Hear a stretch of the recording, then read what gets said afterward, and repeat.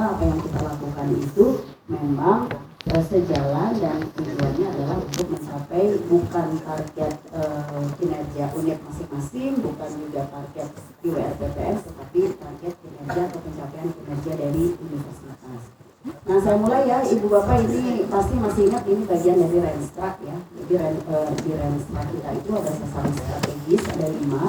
Di bagian pendidikan dan penjaminan mutu itu hanya ada 2 saja, yaitu sasaran strategis yang pertama tentang meningkatkan kualitas pendidikan yang menghasilkan lulusan yang unggul, adaptif, siap kerja dan berdampak pada masyarakat dan pembangunan berkelanjutan. Kemudian yang selanjutnya sasaran ketiga yaitu mewujudkan tata kelola yang baik, transparan, akurat, akuntabel, berbasis digital dan meritokrasi yang didukung oleh SDM. Nah, di sini ada 2 ya, ada IKU sama IKK. Untuk IKU sendiri lumayan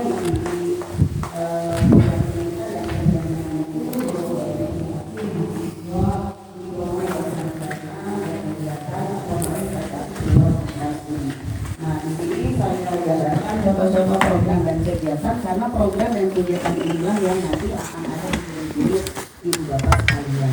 Kemudian di sini juga ada unit pelaksananya, misalnya kaitannya dengan IKU yang nomor 1 itu dengan Direktorat Pendidikan, Direktorat PD KBM dan unit akademik yang artinya di fakultas-fakultas. Nanti silakan bisa dilihat ya satu-satu contoh program atau kegiatannya sambil kita cek apakah sudah sesuai atau belum.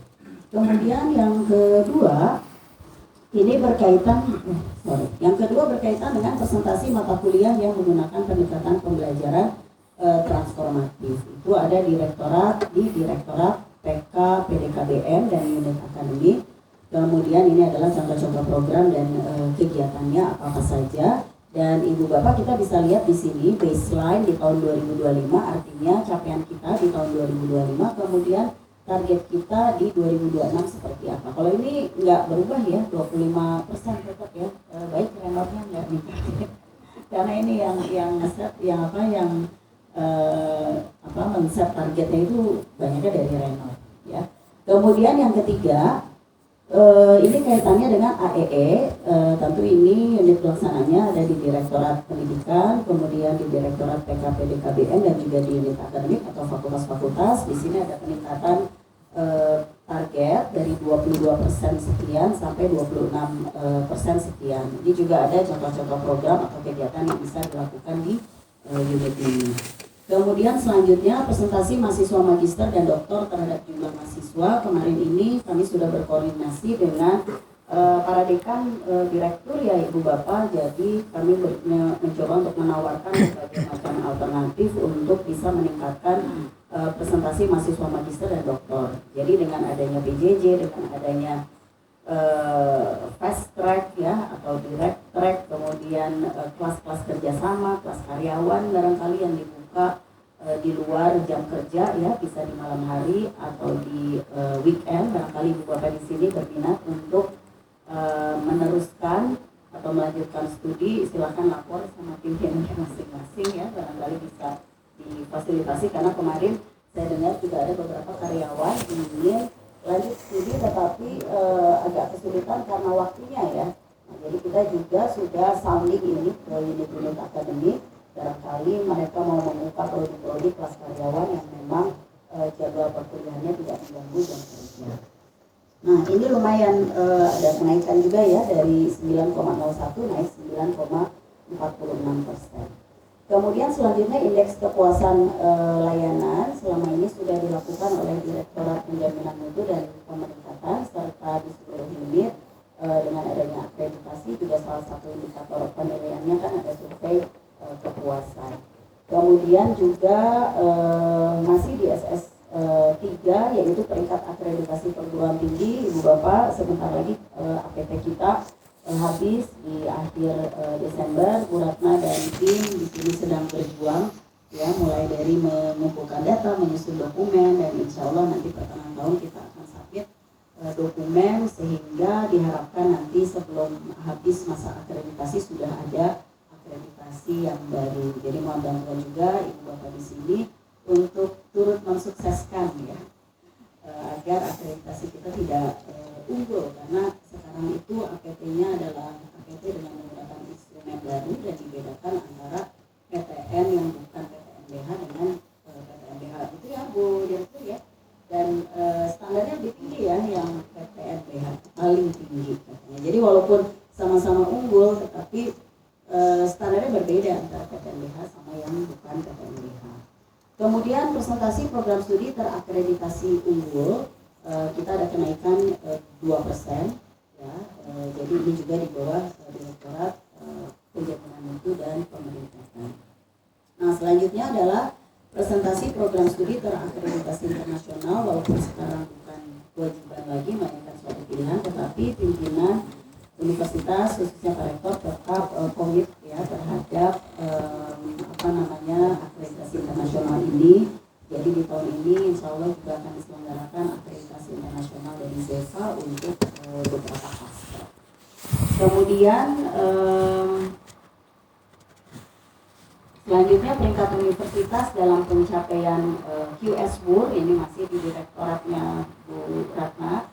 Jadi pemeringkatan itu memang saat ini kalau kita nggak mau ikut pemeringkatan juga nggak mungkin ya Ibu Bapak, karena semua universitas arahnya sudah ke arah world class university. Jadi mau tidak mau dengan berbagai macam pemeringkatan yang ada, mulai dari QS juga ada yang WUR, ada yang by subject, ada yang time higher education, ada yang khusus tentang sustainability dan sebagainya, itu mau nggak mau harus kita ikuti. Dan ini juga targetnya lumayan Ibu Bapak. Saya juga nggak tahu apakah ini cukup realistis ya Pak Haifan, dalam 1 tahun kita harus naik dari 1.200-1.400 sampai menjadi 1.100-1.200 ya, itu kan bukan hal yang mudah, tapi ya kita sama-sama berusaha, mudah-mudahan bisa tercapai target tersebut. Kemudian juga ini dalam Times Higher Education juga sama ya, kita 2025 itu tidak masuk karena ada ya kesalahan teknis lah sehingga tidak di ranking di situ, dan target di 2026 itu di 1.500 plus. Kemudian selanjutnya ini kalau yang berdasarkan subjek, Ibu Bapak saat ini sudah ada beberapa bidang ilmu atau by subjek yang sudah masuk pada QS. Baseline di 2025 3 dan diharapkan di 2026 ada tambahan 1 by subjek lagi yang masuk terhadap QS. Kemudian presentasi keterlibatan perguruan tinggi dalam SDGs, SDGs 1, SDGs 4, SDGs 17 juga itu juga sudah ada kenaikan dari target di baseline 2025 72%, kita naik ke 80%. Dan kalau mungkin kita kalau ada topik-topik seminar, kalau dosen-dosen misalnya melakukan penelitian, itu memang sudah harus dikaitkan dengan SDGs. Kemudian juga kemarin sama-sama unit-unit juga ya sama-sama untuk fokus kepada yang hijau-hijau ya. Jadi kalau kita lihat sekarang jalan-jalan dari satu unit ke unit lain sudah mulai banyak vertical garden dan lain sebagainya ya, bahkan ada yang sudah mulai melakukan sampah ya, membedakan.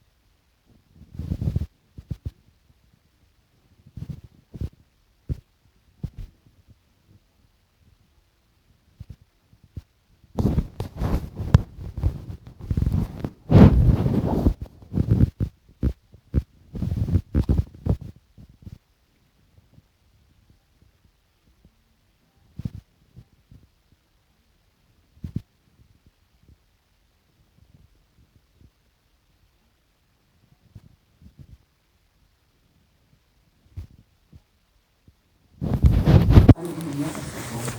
Kemudian presentasi mata kuliah yang menerapkan pembelajaran digital, kecerdasan buatan dan metamesta di bawah direktoratnya Pak Yani. Jadi di 2026 itu harus mencapai 50% kaitannya dengan transformasi kurikulum digital, pengembangan kompetensi dosen, produksi konten digital, ya, MOOC dan lain sebagainya.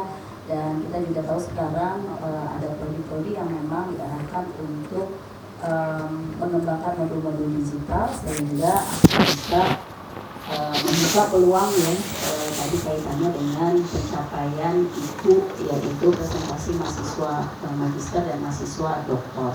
Kemudian jumlah inovasi pembelajaran berbasis kecerdasan buatan masih di bawah direktorat yang sama. Kemudian juga ada jumlah modul MOOC di Wajar ID, jadi platform yang khusus kita miliki.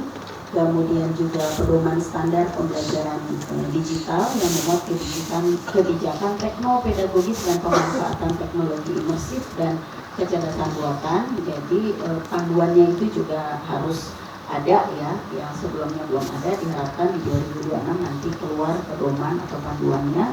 Kemudian pedoman dan standar pembelajaran MKUK dan pembelajaran jarak jauh berbasis platform digital, ini juga yang mulai dikembangkan oleh Direktorat PKPD KBM. Kemudian selanjutnya jumlah kelas pembelajaran jarak jauh, ini juga ya sedang mulai dikembangkan ya Pak Yani. Jadi ada beberapa prodi baru nanti yang akan pure PJJ seperti UT, tapi juga ada yang modulnya hybrid, yaitu dari prodi-prodi yang sudah ada. Dan juga ada presentasi skor audit mutu internal minimal 300. Kemarin juga ini saya memberi masukan juga ke Renor mengenai indikator-indikator khususnya untuk unit-unit non-akademik. Karena unit-unit non-akademik itu kan yang berkinerja sebetulnya seperti misalnya di Direktorat Pendidikan.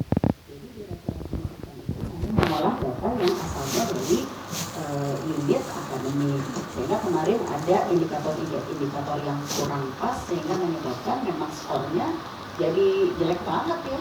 Ada yang skor 1 kok nggak salah ya, berarti kan ada indikator yang memang atau ada penilaian yang mungkin memang kurang sesuai ya. Jadi nanti kita sama-sama evaluasi. Kemudian juga jumlah koleksi yang diakses oleh pemustaka ini mulai masuk ke perpustakaan. Walaupun sekarang zaman yang digital, tapi tetap kalau buku pengadaan buku barangkali masih ada ya, kecil ya, belum ada. Okay. Ya. Kemudian juga jumlah pengunjung layanan daring perpustakaan juga sudah mengembangkan berbagai macam sistem ya yang berbasis teknologi. Kemudian akreditasi perpustakaan sudah keluar Bu, sertifikatnya masih dalam proses, semoga segera ya, karena akreditasinya udah baik ya, udah A ya kemarin ini. Kemudian juga kita yang mengikuti pelatihan kemampuan bahasa asing ini di Balai Bahasa, seperti kita ketahui bahwa salah satu syarat untuk lulus ujian, untuk bisa ujian itu adalah syarat bahasa. Dan ini menimbulkan banyak sekali suka-dukanya ya. Ya, tapi kita terus mencoba untuk memperbaiki, mencari cara gimana caranya biar ini merupakan satu hal yang memang tidak menyulitkan, tetapi tujuannya untuk meningkatkan mutu lulusan kita. Kemudian jumlah peserta yang mengikuti ujian kemampuan bahasa asing masih di Balai Bahasa. Kemudian juga jumlah inovasi materi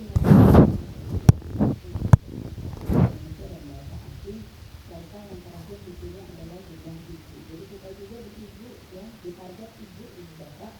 Saya yang ngasih kalau ini gimana ya target ibu. Dan cukup besar ini sampai 10M ya. Kalau di 2029 M kita itu 10M. Kalau bahasa akan mengundang 9M ya. Jadi 10M-nya bagi-bagi yang lain. Nah ini juga menjadi prioritas untuk seluruh. Nah kurang lebih seperti itu Ibu Bapak, ini yang gambaran besarnya, gambaran holistiknya yang nanti akan diturunkan ke tiap-tiap unit. Jadi nanti kita adakan sesi diskusi setelah kami semua di sini presentasi, barangkali ada hal-hal yang memang masih perlu penjelasan atau misalnya belum tercover di sini, nanti kita masih ada waktu diskusi ya setelah kami semua di sini selesai. Itu saja paparan dari saya. Terima kasih. Wassalamualaikum warahmatullahi wabarakatuh. Waalaikumsalam.